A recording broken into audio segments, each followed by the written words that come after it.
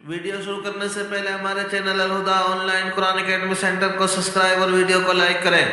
بسم اللہ الرحمن الرحیم۔ اسلامی تاریخ۔ حضرت عمر رضی اللہ عنہ کی بہادری۔ حضرت عمر رضی اللہ عنہ کی بہادری سے کون ناواقف ہوگا؟ ساری دنیا ان کی شجاعت و دلیری کا اعتراف کرتی ہے۔ شروع اسلام میں مسلمان کعبہ کے پاس نماز نہیں پڑھ سکتے تھے، لیکن عمر فاروق رضی اللہ عنہ کے اسلام لاتے ہی مسلمان خانہ کعبہ میں کھلم کھلا نماز پڑھنے لگے۔ حضرت علی فرماتے ہیں کہ میرے علم کے مطابق ہر ایک نے ہجرت چھپ کر کی، لیکن حضرت عمر رضی اللہ عنہ نے علی الاعلان ہجرت کی۔ جب انہوں نے ہجرت کا ارادہ فرمایا تو اپنی تلوار گلے میں لٹکائی اور اپنی کمان کندھے پر ڈالا اور بہت سارے تیر ہاتھ میں لے کر بیت اللہ کے پاس آئے اور اطمینان سے طواف کیا، اور پھر مقام ابراہیم کے پاس جا کر 2 رکعتیں نماز پڑھی۔ پھر مشرکین کے ایک ایک ٹولی میں گئے اور فرمایا کہ یہ جو چاہتا ہے کہ اس کی ماں اس کے مرنے پر روئے، اس کی اولاد یتیم ہو جائے اور اس کی بیوی بیوہ ہو جائے، وہ مکے سے باہر آ کر میرا مقابلہ کرے۔ اس کے بعد آپ صلی اللہ علیہ وسلم نے ہجرت کی، مگر کوئی بھی آپ کا پیچھا کرنے کی ہمت نہ کر سکا۔ حضرت عبداللہ بن مسعود رضی اللہ عنہ فرماتے ہیں کہ عمر کا اسلام لانا مسلمانوں کی فتح تھی، اور ان کی ہجرت مسلمانوں کی مدد تھی، اور ان کی خلافت رحمت تھی۔ حضور صلی اللہ علیہ وسلم کا معجزہ، حضرت علی کی آنکھ کا ٹھیک ہو جانا۔ جنگ خیبر کے دن آپ صلی اللہ علیہ وسلم نے پوچھا علی کہاں ہیں؟ لوگوں نے کہا ان کی آنکھیں دکھ رہی ہیں۔ آپ صلی اللہ علیہ وسلم نے فرمایا ان کو بلاؤ، تو حضرت علی رضی اللہ عنہ آئے۔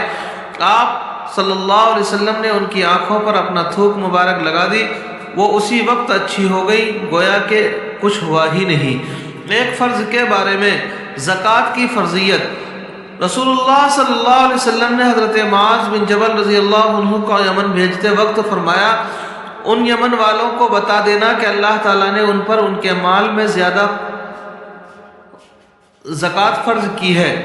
فائدہ: اگر کسی کے پاس نصاب کے برابر مال ہو تو اس میں سے زکوٰۃ ادا کرنا فرض ہے۔ ایک سنت کے بارے میں، دنیا و آخرت کی بھلائی کی دعا۔ اس دعا کا خوب اہتمام کرنا چاہیے، اس میں دونوں جہان کی بھلائی ہے۔ رسول اللہ صلی اللہ علیہ وسلم نے اس دعا کو اکثر پڑھا کرتے تھے۔ ربنا آتنا فی الدنیا حسنۃ وفی الآخرۃ حسنۃ وقنا عذاب النار۔ اے اللہ، اے ہمارے رب، ہمیں دنیا میں بھی بھلائی عطا فرمائیے اور آخرت میں بھی بھلائی عطا فرمائیے، اور دوزخ کے عذاب سے ہمیں بچائیے۔ ایک اہم عمل کی فضیلت، شوہر کی خوشی پر جنت۔ رسول اللہ صلی اللہ علیہ وسلم نے فرمایا جس عورت نے اس حال میں انتقال کیا کہ اس کا شوہر اس سے راضی تھا، وہ جنت میں داخل ہوگی۔ ایک گناہ کے بارے میں، سچی گواہی کو چھپانا۔ قرآن میں اللہ تعالیٰ فرماتا ہے تم گواہی مت چھپایا کرو، اور جو شخص اس گواہی کو چھپائے گا تو بلا شبہ اس کا دل گنہگار ہوگا، اور اللہ تعالیٰ تمہارے کیے ہوئے کاموں کو خوب جانتا ہے۔ دنیا کے بارے میں، دنیاوی زندگی دھوکہ ہے۔ قرآن میں اللہ تعالیٰ فرماتا ہے دنیاوی زندگی تو کچھ بھی نہیں، صرف دھوکہ کا سودا ہے۔ فائدہ: جس طرح مال کے ظاہر کو دیکھ کر خریدار پھنس جاتا ہے، اسی طرح دنیا کی چمک دمک سے دھوکہ کھا کر آخرت سے غافل ہو جاتا ہے۔ اس لیے انسانوں کو دنیا کی چمک دمک سے ہوشیار رہنا چاہیے۔ آخرت کے بارے میں، قبر میں ہی ٹھکانے کا فیصلہ۔ رسول اللہ صلی اللہ علیہ وسلم نے فرمایا جب تم میں سے کوئی وفات پا جاتا ہے تو اس کو صبح و شام اس کا ٹھکانہ دکھا دیا جاتا ہے کہ جنتی ہو تو جنت والوں کا، اگر جہنمی ہے تو جہنم والوں کا ٹھکانہ دکھا دیا جاتا ہے۔ پھر کہا جاتا ہے یہ تیرا ٹھکانہ ہے، یہاں تک کہ اللہ تعالیٰ قیامت کے دن تجھے دوبارہ اٹھائے۔ طب نبوی سے علاج، کھجور سے علاج۔ رسول اللہ صلی اللہ علیہ وسلم نے فرمایا جچکی کی حالت میں تم اپنی عورتوں کو تر کھجوریں کھلاؤ، اور اگر وہ نہ ملے تو سوکھی کھجوریں کھلاؤ۔ فائدہ: بچے کی پیدائش کے بعد کھجور کھانے سے عورت کے جسم کا فاسد خون نکل جاتا ہے اور بدن کی کمزوری ختم ہو جاتی ہے۔